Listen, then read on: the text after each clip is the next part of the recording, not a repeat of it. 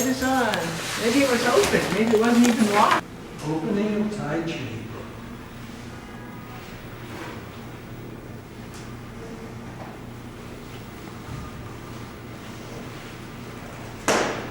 Left grass bird's den. Grass bird's den. This is a picture of Moy-Lin Chin, who is the founder of this particular society.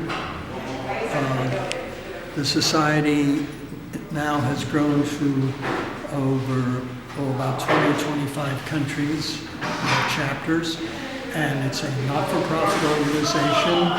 And if you become a member, which is relatively inexpensive, you can take class in any one of the chapters anywhere in the world.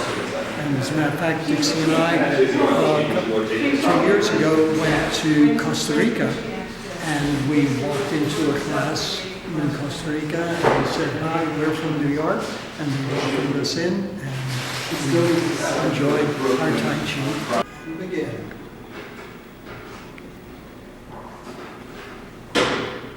Slowly shift your weight to the left, to the right.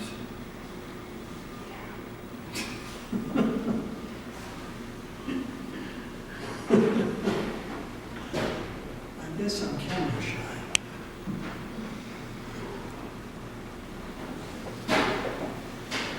Let's see you do it.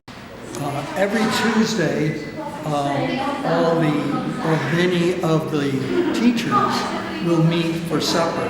It's a potluck supper, and so we never know what we're going to be eating. People just bring whatever they decide to, and the teachers discuss the teaching and what's new from in the society. And it's just a way for the particular beginning teachers to get acclimated to the traditions of the society.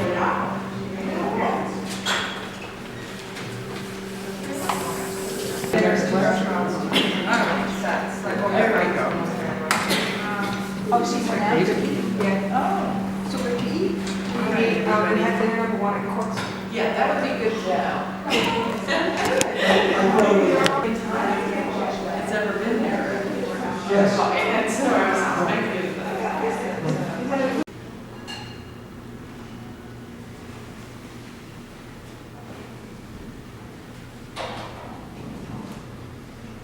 And penetrates back. Turn and chop.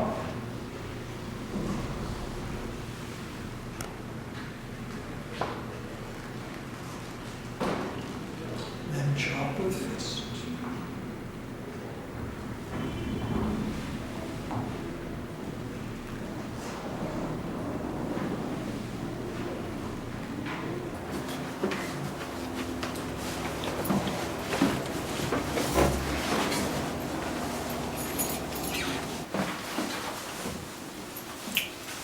It's cold here in New York today.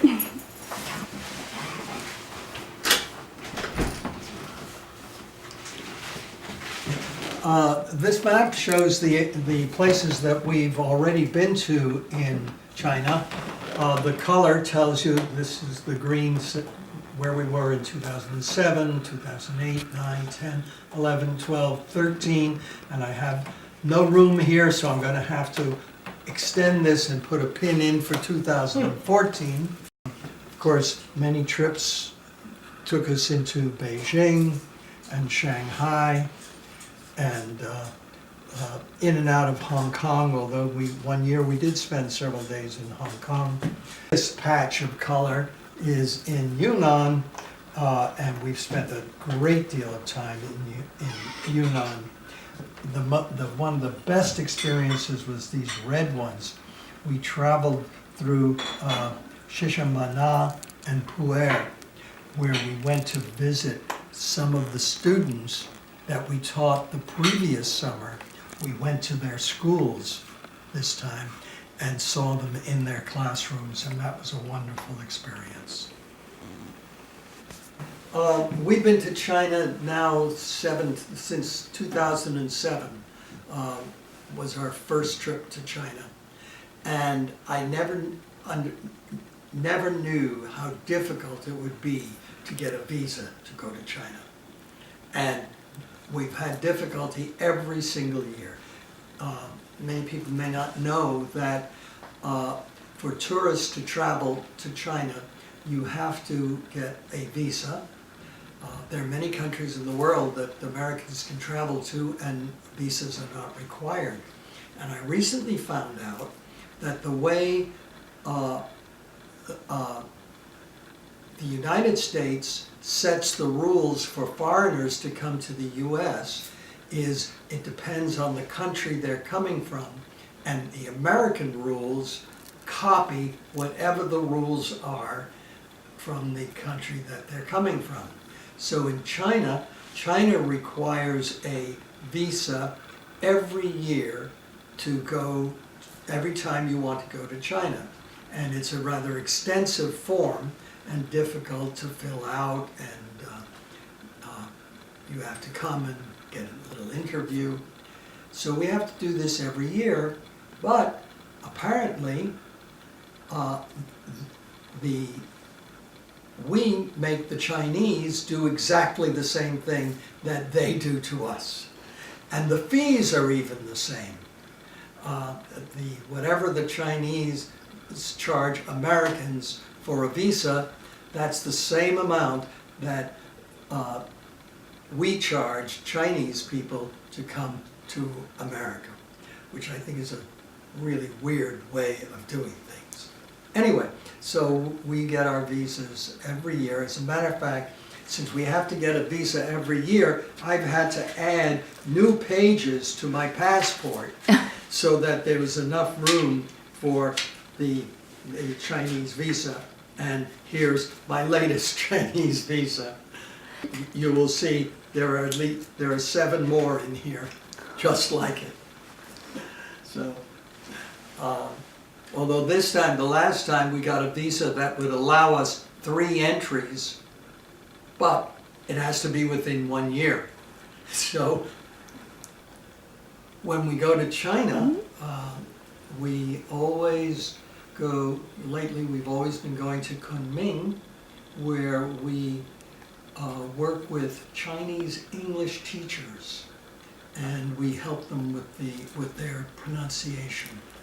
These are teachers from Yunnan province, from various schools in the area. Teachers can write and read really very well, and their handwriting is absolutely amazing. No American can write English as beautifully as they can, just their handwriting. You must spend months and months and months just drawing circles all day long in order to get such beautiful handwriting. When you're learning a new language, the hardest thing to do is open your mouth and dare to speak. Yeah. Yeah, when we first get there on the first day, it's very difficult to get the students to begin to speak. They will say, hello. They're shy and they don't know what to expect. Second day, we can't shut them up. They talk, they want as much practice as they can get. They're a little suspicious.